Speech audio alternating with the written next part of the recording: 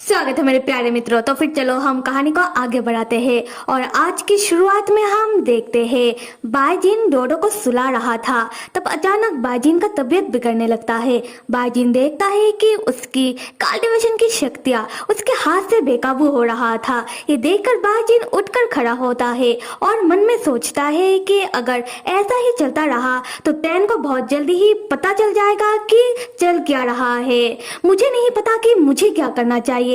शायद मुझे वही करना होगा जो मेरे पिताजी ने मुझसे करने के लिए कहा। उसी वक्त उनके खिड़की में एक कबूतर खत लेकर आता है। खत था तैन का, जहां तैन ने बाजिन से कहा है कि बाजिन आज रात में घर नहीं आ सकता, बहुत सारा काम है, इसलिए रात में मुझे महल में ही रुकना होगा। तुम एक काम करना कि डोडो को सुलाकर खुद सो जाना, मेरा इंतजार मत करना। हम बाजिन को देखते हैं जो तैन का खत पढ़ने के बाद अपने ही ख्यालों में खोया हुआ वो मन में कहता है कि मुझे इस चीज का समाधान जल्दी ही निकालना होगा। दूसरी तरफ हम महल में तैन को देखते हैं जो अपने दोनों दोस्तों से कह रहा था कि मैं तुम दोनों का सुझाव मानकर कुछ दिनों से बाजिन को इग्नोर कर रहा हूँ, पर कहीं ऐसा ना हो कि मेरा ऐसा करने से बाजिन ना खुश हो जाए और मैं जो उसे सरप्राइज देने वाला हूँ, कहीं ऐसा ना हो कि सरप्राइज को देखकर बाजिन सरप्राइज कम और शॉक हो जाए। अगर ऐसा हुआ तो मैं तुम दोनों को बिल्कुल नहीं छोड़ूंगा। तब तैन का एक दोस्त वो पंख वाला आदमी तैन से पूछता है कि तैन मुझे तुमसे कुछ पूछना है। तैन कहता है हाँ पूछो। पंख वाला आदमी पूछता है कि तैन मुझे लगा था कि बाजिन ने अपने परिवार वालों के साथ रिश्ता तोड़कर तुम्हारे पास हमेशा के लिए चला आया है, तो फिर तुम बाजिन के परिवार वालों के पीछे क्यों पड़े हुए हो? तुम दोनों की शादी का रजामंदी बाजिन के परिवार वालों से क्यों चाहिए? तैन कहता है कि देखो बाजिन अपने परिवार वालों को बहुत रेस्पेक्ट करता है, इसलिए मैं चाहता हूँ कि बाजिन के परिवार वाले हमारी शादी को मंजूरी दे दे और इसलिए मैंने अपने ससुराल वालों से बाजिन के रिश्ते का हाथ मांगा है। तब तैन का दूसरा दोस्त वो येलो बिंदी वाला आदमी तैन से पूछता है कि तैन मुझे भी तुमसे एक सवाल पूछना है, ये तो बताओ कि शादी में दुल्हन कौन बनेगा, तुम या बाजिन? ये सवाल सुनते ही तैन गुस्से में अपने दोनों दोस्तों को महल से लात मारकर बाहर फेंक देता है और गुस्से में कहता है कि तुम दोनों को जितना करने के लिए कहा उतना करो, ज्यादा सवाल मत पूछो। पर फिर भी तैन के दोनों दोस्त लात खाने के बाद भी नहीं सुधरते। वो दोनों आपस में चुगलियां करने लगते हैं, जहां येलो बिंदी वाला आदमी कहता है कि मुझे पता ही था तैन का ईगो इस सवाल का जवाब कभी नहीं देगा। और पंखों वाला आदमी कहता है कि खैर छोड़ो ना, क्या फर्क पड़ता है कि शादी में दुल्हन कौन बन रहा है, क्योंकि हमें पता ही है कि बेडरूम में टॉप कौन है और बॉटम कौन है। और इन दोनों की ये बातें सुनकर तैन और भी गुस्से में आग बबूला होकर कहता है कि शादी में दुल्हन बाईजिन ही बनेगा और तुम दोनों चुप रहो और भागो यहाँ से। यहाँ से सीन शिफ्ट होकर अगले सुबह का सीन दिखाया जाता है, जहाँ हम देखते हैं कि तैन अपने सभा में बैठा हुआ है और तैन के बगल में बाजिन खड़ा हुआ है और तीनों एल्डर्स बाकी सारे एल्डर्स को लेकर महल के अंदर आते हैं और तैन से कहते हैं कि महाराज गजब हो गया, न्याय के कल्टीवेटरों का मुखिया सारे न्याय के कल्टीवेटरों को लेकर यहाँ आए हुए हैं हमारे साथ युद्ध लड़ने के लिए। उनका मानना है कि हमने उनके होने वाले मुखिया मतलब बाजिन को जबरदस्ती राक्षसों की दुनिया में बांध कर रखा है और हम राक्षसों ने ही न्याय के कल्टीवेटर के मुखिया का छोटा भाई मिस्टर फैन को मार दिया है। ये सुनकर तैन कहता है कि क्या बकवास है ये, बाजिन को कहा हमने जबरदस्ती बांध कर रखा है, बाजिन अपने मर्जी से यहाँ मेरे साथ रह रहा है। और रहा अंकल फैन का सवाल, तो अंकल फैन को किसी ने नहीं मारा, बल्कि अंकल फैन ने अपनी मर्जी से अपनी जान का कुर्बानी दिया है। तब तीनों एल्डर्स कहते हैं कि यही तो आप सही कह रहे हो महाराज, और ये मिस्टर फैन ही थे जिन्होंने अपना दुनिया छोड़कर हमारी राक्षसों की दुनिया को ऐसे एल्डर ज्वाइन किया था। पर न्याय के कल्टीवेटर इस बात को समझना ही नहीं चाहते हैं, उल्टा हमारे साथ युद्ध करना चाहते हैं। आप ही बताओ अब हमें क्या करना चाहिए? तब बाजिन तैन से कहता है कि तैन, क्या मैं जाकर मेरे पिताजी से बात करूं? हम माना कि मेरे पिताजी थोड़ा गुस्सेल है और मुझसे नाराज है, पर हूँ तो मैं उनका एक लौता बेटा, क्या पता कि वो मेरे बातों को सुन ले। तब तैन कहता है कि बिल्कुल नहीं, क्या तुम भूल गए कि पिछली बार जब तुम अपने माता और पिताजी से बात करने के लिए गए थे, तब तुम्हारे पिताजी ने तुम्हें मार मार कर तुम्हारी पीठ के चमड़े को उखाड़ लिया था। और अब मुझे पता है कि तुम्हारे पिताजी अब किस बात से नाराज है। मैंने तो बस हम दोनों के रिश्ते की बात तुम्हारे परिवार वालों से की और देखो क्या हो गया। अगर तुम्हारे पिताजी को लड़ाई करने का इतना ही शौक है तो आए मेरे सामने, मैं किसी से नहीं डरता। तब तीनों एल्डर्स तैन को बताते हैं कि महाराज, हम लड़ाई नहीं कर सकते, क्योंकि जब पाताल लोक की लाइलैंड के सिल को एल्डर्स ने गलत तरीके से तोड़ने की कोशिश की, तब से कल्टीवेशन कमेटी वालों ने उनकी शक्तियों के ऊपर लिमिटेशन लगा कर रखा है। ऊपर से राक्षसों से वादा लिया है कि एटलीस्ट 1-2 सालों तक राक्षस कोई भी मुसीबत खड़ी ना करे।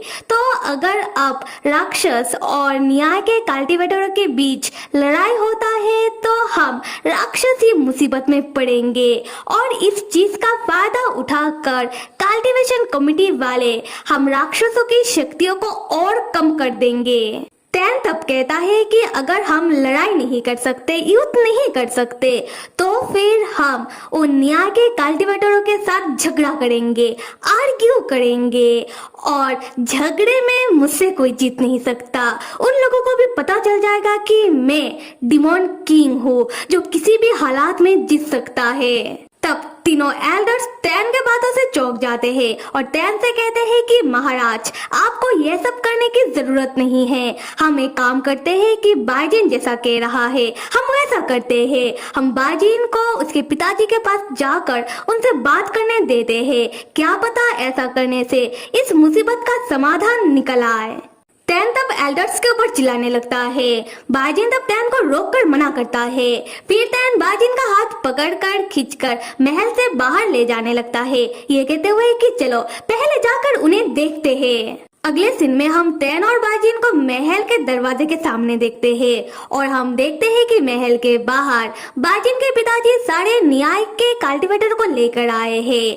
बाजिन के पिताजी बाजिन को देखते ही कहते हैं कि जिनजिन, अगर तुम अभी भी मुझे अपना पिता मानते हो तो आओ मेरे साथ। तब तैन जवाब देता है कि ससुर जी, आपका ये जिनजिन अब मेरा है, और आप मत भूलिए कि आपका ये जिनजिन खुद भी मेरे बच्चे का पिता है। देखिए ससुर जी, अगर आप बाजिन को अपने साथ घर लेकर जाना चाहते हो तो आप जा सकते हो, मुझे कोई एतराज नहीं है, पर आप इसके लिए जिस तरीके का इस्तेमाल करे हो मुझे इस तरीके से एतराज है। खैर देखिए ससुर जी, मैं आपको सीधे तरीके से बता देता हूँ। पहली बात कि आप देख ही सकते हो, हमने बाजिन को जबरदस्ती यहाँ बांधकर नहीं रखा, आपका बेटा अपनी मर्जी से मेरे साथ रह रहा है। और दूसरी बात, आपका छोटा भाई मतलब अंकल फैन, वो मेरे मास्टर होंग से प्यार करते थे और इसी चक्कर में वो यहाँ आकर सब कुछ उथल पुथल कर दिया था, और इसी चक्कर में अंकल फैन ने अपनी जान को अपनी मर्जी से कुर्बान की है। पर एक बात आप लोगों ने बहुत शर्म की है, आप लोगों ने मेरे गार्ड को मार धार कर यहाँ चले आए हो।